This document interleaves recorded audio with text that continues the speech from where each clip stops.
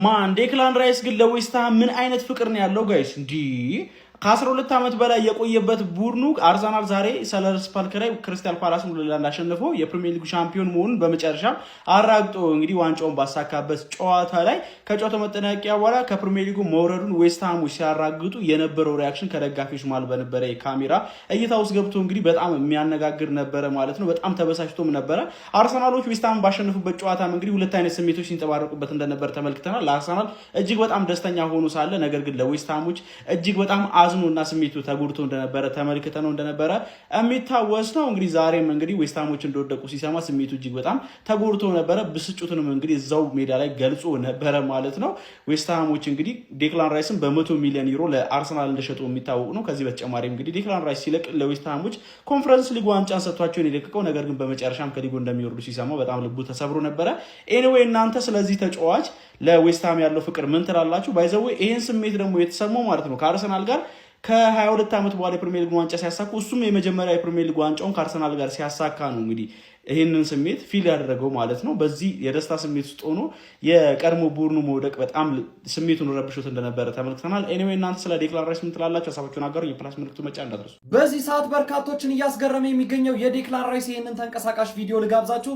በዛሬው ዕለት መድፈኞቹ አርሰናሎች ከ22 ዓመት በኋላ የፕሪሚየር ሊግ ዋንጫን ማሳካት ቢችሉም ምንም እንኳን በዚህ ደስታ ውስጥ ሆኖ ግን የቀድሞ ቡድኑን ዌስትሃምን መርሳት ያልቻለው የመድፈኞቹ አማካይ ዴክላን ራይስ ጨዋታው በተጠናቀቀበት ሰዓት ቆሞ እንደምታዩት በሴለርስ ፓርክ ስቴዲየም ውስጥ ከ10 ዓመታት በላይ ያሳለፈበት የቀድሞ ቡድኑ ዌስትሃም ከፕሪሚየር ሊጉ መውረድ አለመውረዱን በዚህ መልኩ ሲያረጋግጥ ነበር። በስቴዲየሙም ንግግር ሲያደርግ የነበረው ግለሰብ ዌስትሃም ከፕሪሚየር ሊግ መውረዱን በተናገረበት ሰዓት ዴክላን ራይስ እንደምታዩት በብስጭት ስቴዲየሙን ለቆ ወደ መልበሻው ክፍል ሲያመራ ታይቷል። በርካቶችም ታዲያ ዴክላን ራይስ ለዌስትሃም ያለው ጥልቅ ፍቅር በዚህ ደረጃ መሆኑን ሲመለከቱ ተገርሟል። ይህንን ቪዲዮ በሶሻል ሚዲያው ላይ በስፋት እየተቀባበሉት ይገኛሉ። ዴክላን ራይስ ምንም እንኳን ከአርሰናል ጋር የፕሪሚየር ሊግ ዋንጫን በዛሬው ዕለት ቢያሳካም የቀድሞ ቡድኑ ዌስትሃም ግን ከፕሪሚየር ሊግ በመሰናበቱ ሀዘንና ብስጭት ገብቶታል። ለማንኛውም ስለ ዴክላን ራይስ ለዌስትሃም ስላለው ፍቅር ስለዚህ አስገራሚ ቪዲዮ ምን ትላላችሁ? ሀሳብ አስተያየታችሁን ኮሜንት ሴክሽን ላይ አጋሩኝ። ሜዳ ስፖርትን ፎሎ ማድረግ እንዳትረሱ። ዴክላን ራይስን የበለጠ እንዳደንቀው ያደረገኝን ቪዲዮ ነው እዚህ ጋር ማስቀምጥላችሁ። ሰለርስ ፓርክ ላይ ዌስትሃም ወርዷል ሲባል ያሳየውን ኢሞሽን እዚህ ጋር አስቀምጬላችኋለሁ። ይሄ ተጫዋች ዋንጫ የሚያክል ነገር አሳክቶ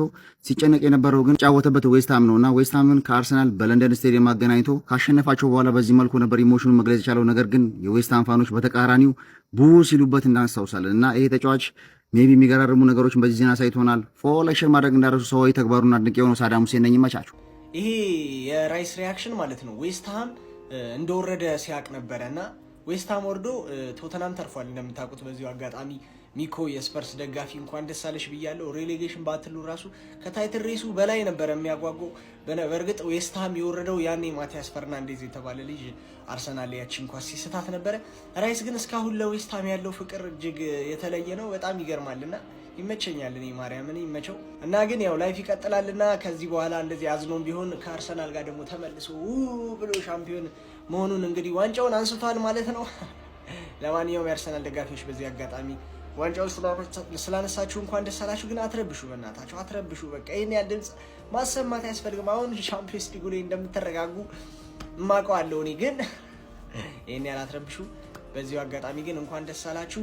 ዌስትሃም ባይዞ በጣም የሚያሳዝን ቡድን ነው። ከ12 ነው ከ14 ዓመት በኋላ ነው መሰለኝ የወረደው። ቦን ራሱ እንዴት እንዳሳዘነኝ እንግዲህ። ዴክላን ራይስ ግን ምን አይነት ተጫዋች ነው? ኧረ በስመ አብ። ያደረገውን ካልሰማችሁ እኔ እነግራችኋለሁ። በቅድሚያ ግን ይሄ አዲሱ አካውንቴ ነው። ፎሎ እያደረጋችሁ ይህን ቪዲዮ ደግሞ በደንብ ኮፒ ሊንክ እያደረጋችሁ ለሁሉም ለአርሰናል ደጋፊ ሼር ታደርጉልኛላችሁ። ትናንትና እንደሚታወቀው የመጨረሻ የሊግ ጨዋታ ተከናውኖ ነበርና አርሰናል ከፓላስ ጋር ጨዋታውን አሸንፎ ተጫዋቾች ወደ መልበሻ ክፍል ዋንጫ ከመረከባቸው በፊት ሲያመሩ ራይስ ግን ጫፍ ላይ ቆሞ በስክሪኖቹ ላይ ዌስትሃም መውረድና አለመውረዱን እያረጋገጠ ውለታ አልዋሉለትም። እንደዛ ሲጮሁበት አርሰናል ከዌስትሃም በተጫወተ ቁጥር የዌስትሃም ደጋፊ የጩኸት ናዳ ነበር የሚያደርስበት። ግን እሱ እንደዛም ሆኖ እንደማይጣላቸውና ስቲል እንደሚያስብላቸው ያሳየበት ተግባሩን ትላንትና አሳይቷል ማለት ነው። እነሱ ግን ውለታ አያውቁም። እሱ ግን እግዚአብሔርን ጀግና ነው። አርሰናሎች በጣም እድለኛ ናችሁ እንደዚህ አይነት ተጫዋች ስላላችሁ። ሕፃን እያለም ያው እኛ ጋር ነበር ግን ምን ዋጋ አለው? ቼልሲ እንደሆነ አያያዝ ያያቅበት። የዴክላን ራይስ ስብዕና በፈጣሪ ስም ተመለከታችሁት? የዌስትሃም ደጋፊዎች እኮ ማለት ውሻ ናቸው የመጨረሻ ማለት ነው። ዴክላን ራይስ ላይ እኮ ጮሆበታል፣ ሰድቦታል። ግን ትላንትና እነሱ ሊጌት ሲሆኑ ማለት ነው ዴክላን ራይስ ተመልከቱ በምን አይነት መልኩ ኢቭን እንደዛ ሻምፒዮን ሆኖ ሲበሰጫጭ ነበር ማለት ምን አይነት ከባለቤቱ ጀምሮ ምን አይነት ፐርሰናሊቲ ነው ያለው ምን አይነት ማንነት ነው ያለው በፈጣሪ ስም እኔ ጭራሽ አንኤክስፔክተር ነው ነበር በዚህ ልክ የሚበሰጫጭ ምናምን አልመሰለኝም እና ለዛውም እንደዛ ጮሁበት ምናምን አረ ሌላ ተጫዋቹን እኮ ምንም እኮ ግድ የሚሰጡም አይመስልኝም ዴክላን ራይስ ካልሆነ ምንም ግድ አልሰጡም እዛ ስለጮሁበት ስለሰደቡበት ወይ ምንም ጭራሽ አልተጨነቀምና በመውረዳችሁ በጣም ነበር የተበሳጨው። ባለፈ ግን ዋንጫው ከኛ ጋር እንዴት ነው ማች ያደረገው እንዴት ነው ሄደብ እንዴት ነው የሚያምረው እግዚአብሔር ሌላ ቲም አይብሎክ ነው የሚያስብለው በቃ እኔ ኤቭሪዌር በምንሄድበት ባቶ አስተናጋጆቹ ምን በቃ ሁሉም ሰው ኳሳይቶ የሚያውቀው በቃ እንደዚህ ከሆነማ አርሰናል ይብለው ሁሉ ጊዜ ገና ይለፋሲካ ሌላ ባል እንደዚህ የምናከብር ከሆነ አርሰናል ይብለው ምናምን ነው ሲባል የነበረውና እንዴት አባታችን ነው ምና ይዋት እስኪ ካፒቴን በእናት እንደዛ ክሪቲሳይዝ እንዳልተደረገች እሱ ያለው ዋንጫን በላም እንዳልተባለ ስንት ነገር እንዳልተባለች ፋይናሊ ገና ማለት ነው ከዚህ